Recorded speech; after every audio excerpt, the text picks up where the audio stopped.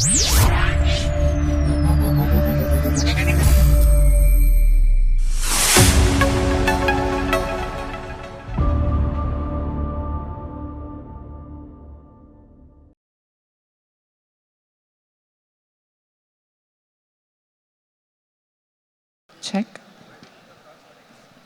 Great. A very good morning to one and all. I think we are starting the day with a very interesting session and everyone's favorite artificial intelligence. Before I start the session, I would want everyone to imagine a scenario. Let's say that you're using Google Maps and you want to go towards, a destination. Let's say the Juhu beach. It will give you directions, but can the same app replicate the similar local wale bhaiya jo bolte hai ki okay aage jaake left? Can AI really have that contextual information and ability to actually give direction for the Indian consumer? And that's something that we're going to question in this session with Rishi and Umakant. Can really global AI models replicate what a truly Indian consumer needs today? So before I start the session, I would love to talk about BharatGen, which is being led by Rishi. So in June, it open-sourced Param, a 2.9 billion parameter-based model, along with smaller LLMs for domains such as agriculture, finance, and legal. And in February, during the India AI Impact Summit, BharatGen also launched Param 2, a 17 billion parameter multilingual text model for 22 Indic languages. And on the other hand, we have Umakant. He has spent more than 15 years building the things a model builder needs, and also launching the first AI fund called Pi Ventures. And now he's building the physical infrastructure layer needed for AI through Bharat1.ai and AI Foundry. So my first question is for Rishi. So Rishi, frontier models are getting larger and bigger. And you've said publicly that India does not need a trillion parameter model. But where can a model like Param 2 genuinely compete, and where is India today when we compete on a global landscape level today? I'm so glad you asked, and thanks for starting off with that. I'd encourage everybody to first think about why do we need a model? And we need a model because of the intelligence that the model provides. Now, we also recognize that not all intelligence is made the same. And we need a different type of intelligence for different work. And we already have that. We have controllers in our cars, we have car systems, we have different types of intelligence in different places. So I think one of the first things we have to do is to understand that we will live in a multi-species AI world, right? Which is that there will be multiple types of AI that will do different functions, and there will be multiple models that will be good at different things. So I think the narrative that you're going to get from the West is going to be that there's only 3 companies, and we're going to do it all in the US, and all of you should just use the models that we're building. But in reality, what you're going to find is we're going to need a variety of species of models, and I think India is very, very well positioned to build many of those right here. Great, lovely. Umakant, I would love to, sort of pick your thoughts on this. What's stopping from India to build a model that can compete on a global level today? I think let's unpack this a bit. We've been building chatbots. We were building chatbots in 2009-10, 2 years before OpenAI started, and in last 17-15 years, we've roughly incubated, supported, invested in 50 plus AI and robotics companies across the venture fund. Then we set up this art park, AI and robotics technology park. And now, Bharat1, we are now building the AI city. So if you really see what happened, that we, boiled the entire internet into a giant brain, and we were able to query it. That's what was the ChatGPT moment, right? Now we are putting the same into these, human-like, workflows, which we are calling it agents, right? Now the next one is that we're going to put these agents inside a physical body of a robot, right? And we're going to call it physical AI, right? And we see this evolution is going to continue. So we're just starting off, right? In fact, next 15 to 20 years, we're going to see crazy amount of innovation. And we are just at the foundational, shall I say, blocks of it, right? And fundamentally right now, and we keep debating among us, these foundation models or so-called foundational models aren't actually foundational yet. If you don't believe me, or if, you should ask, whatever favorite AI that you're using to draw the map of India and label all the states. If it is able to label it 100% accurately, I would say, yes, we've got foundational model. We haven't. We haven't got that. So I think this question like, okay, US has captured or, China has captured. No, we're just at the very beginning. And I'll tell you two perspectives which are very, very important, as he pointed out, right? Like you're going to need, like, no two human beings are alike, right? Our brains are different. We're all carrying a very personalized, compute which runs on 20 watt, right? So we are far away from AGI from that perspective, no matter what, somebody is trying to make you believe because they want to, sell you a $1 trillion IPO story, right? We are far away from that. The current LLMs we have got, they're great for languages, what I think BharatGen is doing. It's also really good for creative reasoning tasks, right? But they're not generalized across. They're still jagged. So in some areas they're really good, there's some areas they're really dumb, right? So it's not generalizing across. So my sense is that in India, we have to think of the full stack, right? As they call it, the 5-layer cake. And even there, we need to look at LLMs for language plus creative reasoning. Then we might need neurosymbolic for vertical applications, which are very specific and you need, explanation and everything. Then you also need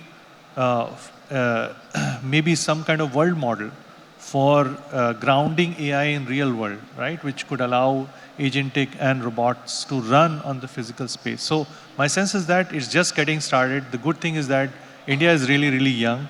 We have the largest number of developer ecosystem in the world. There are, roughly 20 million of you which are capable of building. Now, all of you are going to get supercharged with stuff that, BharatGen is building and other builders in India are building. And it's an exciting time. So I think we should focus on our strengths, which is like the developer ecosystem. We have really young, set of people. We have the largest number of people, 900 million people in the age group of 15 to 64, right? And what it means is that they're going to pick up anything new really, really fast. So India is going to, not only build, what we call as the foundation models across all the three areas, like in LLMs, also in the neurosymbolic area, as well as world models. We are focusing on world model. There is an IAIRO, which is ISRO for AI, which is focusing on neurosymbolic. Dr. Amit Seth is running that. So I think we are going to have a full stack, story in AI, which is going to serve us for next 15 to 20 years. And we should just focus, minus all the distractions, and just keep building. Keep building. That's amazing insight to take away, Umakant. Rishi, I would love to understand how we have ChatGPT, we have Gemini, but what is that dire need and requirement for India to build a model like Param? And what edge do you think India will have with a model that is sovereign in nature and also endemic, with the advantage as compared to, let's say, a ChatGPT? So I think, building on what you said, we have to keep building and we have to play to our advantages. And what are some of those advantages? Those advantages are that we understand India. All of us understand each other better than anyone else can understand us.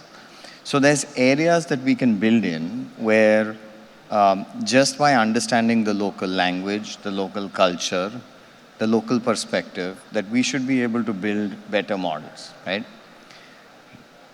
I'll give you a simple example. You start with you're in Mumbai and you want to go have, I don't know, bhel puri near Chowpatty. Or maybe you're looking for a good restaurant. I think the recommendation system has to also go deeper than just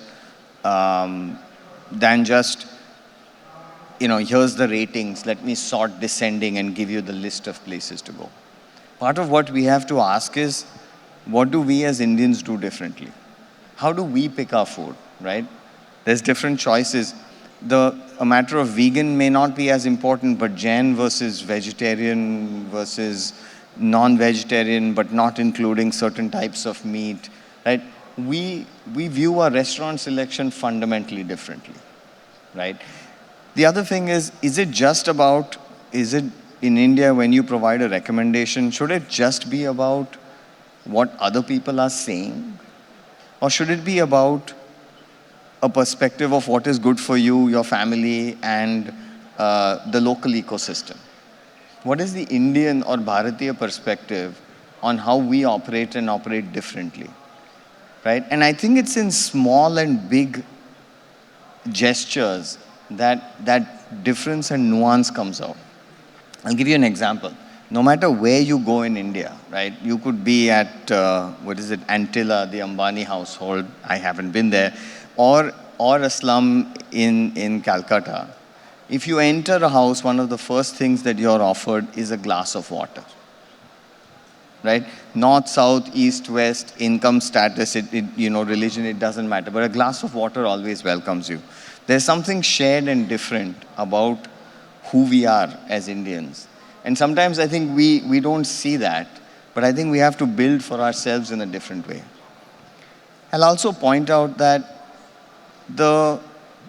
while we are, number 4 GDP in the world, aspiring to be number 3, on a per capita basis, or if you look at the distribution of India, there's a fairly wide spectrum of income. And so if you want to be able to serve all Indians, you really have to think about what the fundamental underlying structure and cost structure looks like, right? Your ChatGPT may work very well for the richest 300 million Indians, right? Maybe the people who are in here, right? But is it going to work well for everyone? If a bank has somebody who has only a 300 rupee deposit in their bank account, and if you think of what their average revenue per user is from somebody in a rural location, are you going to be able to serve them using ChatGPT?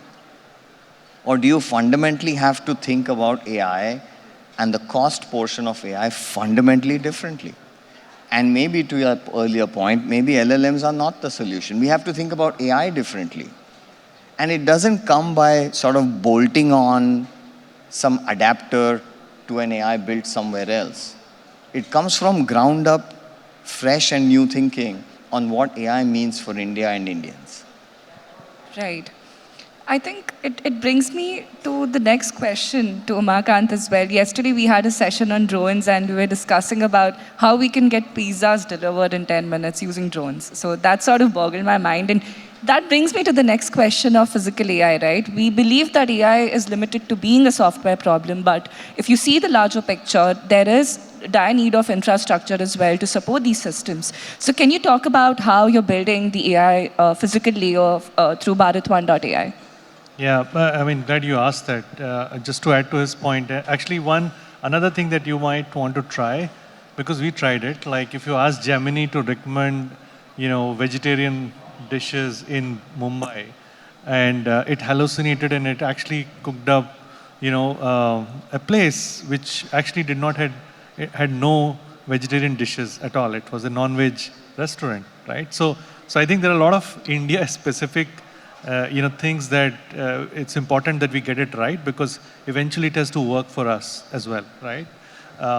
So coming back to that point, I think let's also think through fundamentally how we have reshaped our living and working with respect to change in economies, right? So when we were, we discovered agriculture, we organized ourselves in villages, right? Then we went into the industrial revolution. I mean, Mumbai was, we organized ourselves into industrial cities, right? So Mumbai, London, all of these cities came up primarily because the industrial revolution, they become the hub. And you had, the focus on physical infrastructure, right? You connected with the roads, bridges, all of that stuff, right? So the physical infrastructure was very important in industrial revolution. Then came the digital revolution, and then you had undersea cables, internet, Wi-Fi, connectivity, right? So the digital layer of infrastructure came up, right? Data centers, all of that, right? Maybe that's why Bangalore doesn't have good roads and all, right? Like they just have good internet. similarly, when we are looking at AI economy, right, we are going to, we have to first build it, proof it in an environment which is built to probably host agents and robots, right? And it's very important. I remember when I started my career, post IIT Kanpur, started in a company called Wipro, and we used to host, all these global customers who will come to us, and first they would land in that HAL airport in Bangalore, and half of their hopes will be gone. It's like, okay, these guys can't do anything, right? Then they will navigate towards, we used to have an office in Electronic City, and on the road they will find a few, bullock carts and cows and everything, right? We allow all the species on the road, right? So we're very inclusive. So by the time they would reach the office, they practically decided that, these guys can't be outsourced our work because, they can't deliver it. But then they would enter these tech parks and they would like see, oh, maybe here things might work, right? Because we had that system which could somehow make it work for that particular industry. So similarly for AI, early use cases to happen, how would it work at scale? We have to reimagine that in a physical environment, where you need to have connectivity, you need to have devices which will work, which will host AI agents. So that's what we are trying to build. We are trying to build a specialized environment. It's a 70-acre digital physical AI city, which is roughly going to have 25,000 people living and working there, AI researchers, AI builders, AI companies, with thousands of agents and maybe 6,000 to 7,000 robots. And the entire city is going to create close to 1 exabyte of data, which we want to open up for research, especially on world model, because we see that the biggest stumbling block in world models is the data. Although people are scraping data from YouTube videos, or you are seeing people with they're carrying these iPhones on their heads, trying to record things, and of course earning money, which is good. But I think they're not really going to create a very coherent data set. So we need a city scale simulator, because the digital to physical, the sim to real gap is the tricky point for these world models to come about. So we would need that physical infrastructure to grow the next phase of companies, next kind of technologies. So just like the way with the IT parks, we're able to grow the IT and BPO sectors. Similarly, for growing in an AI economy, which will not only build for India but also for the world, we need to have these organized spaces. So this is like a CERN for AI kind of experiment that we are trying to do. Lovely. Thank you for that. I think, Rishi, I'm going to put you on the spot right now. BharatGen is on the way. I mean, you're planning to build a trillion parameter model. And, I really want to sort of understand the kind of challenges, because we're talking about 22 languages, but India is a vast country. I mean, there are multiple dialects and there are variants in, one language itself. So what is that you're building that the real underserved India can also, sort of tap into and say that, okay, I can use AI solutions probably in my, mother tongue or language? It's the up to trillion parameter model is almost a Trojan horse. And what I mean by that is the building of the model is not the only outcome. It's the act of building the capability to build a model and to put India on the scene as a real creator of AI that I think is possibly the more important outcome. I think the trillion parameter is what gets the headlines, but it's the underlying capability building that's the real outcome that will drive long-term benefits to the country, right? And what I mean by that is, on our way to building a trillion parameter model, we are engaging students all over the country to build benchmarks. Building benchmarks is not an expensive activity, but is an essential activity. Because benchmarks define how models perform in your local context. What does it mean to be a good AI model for rice farming in Kerala? That's not something that Google or Anthropic is going to come and define. That's something that we should define for ourselves. And I think engaging with the community so that we're not just simply consumers of this AI, but we're actually creating the benchmarks, we're creating the data sets, And oh, by the way, we're also creating the models, right? Which is what the headline is. So I think the headlines is the trillion parameter model. The real impact is all the activities that sort of drive us up to there. Lovely, thank you. Umakant, I would love to understand, since you've seen the industry, since you've seen startups since 2016, what is that one element that's missing in the AI stack today as you're scouting, as you're looking at AI startups? What is that one leverage maybe in the audience, you can share it with them that, okay, this is an area where you can build AI solutions? I think this is, we are really, really early. I mean, of course, I've been in this space for a while, but I sort of like see the excitement that he's very modest. He probably is not talking about half the things that they're doing. I mean, what is amazing is that they've been able to actually mobilize all the university ecosystems and researchers into actually translating research into actual products and solutions. And this is really exciting. We have a young, really young population. And I think they are going to dream up, things that we don't imagine are possible today. In fact, we were actually having this brainstorming meeting in BharatGen, and we have a few interns which are, we so-called Gen Zs, and I know there's a cockroach party and others are going around they said, oh, they're lazy. But, I love to hire people which are lazy because they are the most innovative people. Because they will invent, right? Because they're like, okay, I don't want to do this the easy way, right? I will think about a hard way. And that's a consistent trait that I've seen, right? The young population is going to think very differently. There's a company called Agnikul, which was invested through Pi, right? And they recently released that they've actually have this, 3D printed rocket and the motors, right? And they fired 4 of them together at the same time. And this has not happened anywhere else. So the young entrepreneurs are going to think very differently, and they can now put small satellites in lower Earth orbit at a far cheaper cost than SpaceX or anybody else, right? So I think that I call this India is a supermarket of problems. We have all kinds of problems, right? And we might laugh at it, but that's the opportunity, right? If you look at it like, oh, for the first time in the history, we have tools which will allow us to build things quickly, right? And we have this massive number of problems, from air quality to water, potholes, traffic. We were talking about these autonomous agents are coming. We have to figure out how do we do, financial, systems, how do we make them secure. So I think these problems are all going to be there, and we have a young population, so they can cook up or come up with, solutions to this problem. How do we make that, ecosystem sort of adapt to this from, solving papers and solving these imaginary questions and finding out answers to saying, okay, hey, there is a real problem.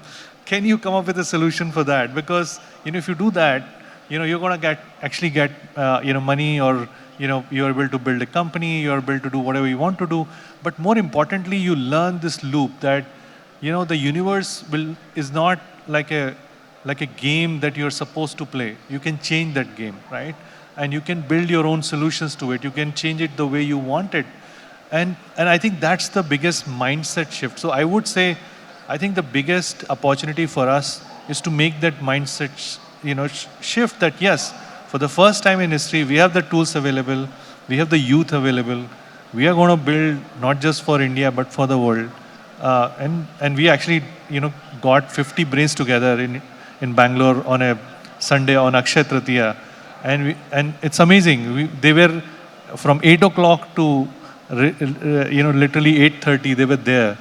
And we mapped out how we're going to go and attack the 30 trillion, which looks like a, dream right now. But it is very much doable. But it's very important. In fact, the first Build-a-thon challenge that came out of that ThinkStorm was that maybe we should build a device, because this phone is going to get replaced. So we're going to launch that shortly. We were discussing that. So this is a big opportunity. All of these phones are going to be replaced in 2 years or 2.5 years time frame. Maybe somebody who's probably listening here could build that one. It's not that it's going to come from Apple or Google and you have the tools to build it today. Since you've mentioned Apple and Google, I'm going to see the timer and ask this one question to both the speakers. What does it really take for India to build an open AI from the country? I mean, we talk about global, big tech companies, they are exceeding crazily. You talk about ARR, you talk about the $1 trillion IPO mark. But where does India's AI story stand today? And do we really need a sovereign LLM? And what is the road ahead? Because you have been an active industry participant for the last couple of years and would love to hear it from you. Do you want to go first? I think physical AI is going to be like $50 trillion market. And we're just at the beginning of it. So I think while we should catch up on LLMs and maybe we should build our own capabilities in neurosymbolic, definitely we should leapfrog in world models. And India should be the country because we have the need for that, right? Like we have so many problems. We need to accelerate. So we need to probably take over in world model. We have all the data in the world. In fact, India is the place which has the most robust data about problems. And I'll give you a very specific instance of that. There's a company called SickTuple, which we invested in. It's applying AI to pathology. So that means when you do the blood test, right? Those blood tests are not very reliable. There's to be 10 to 15% to 25% error bar in those blood tests. Ever since I actually got to know that, I've stopped doing blood tests, except when I do it on SickTuple and all that. And they started in India. They got such a good amount of data that from there they got FDA, CE. Now they're selling in US, right? And the same thing has happened with Niramai, which is they're applying AI to breast cancer screening using thermal images.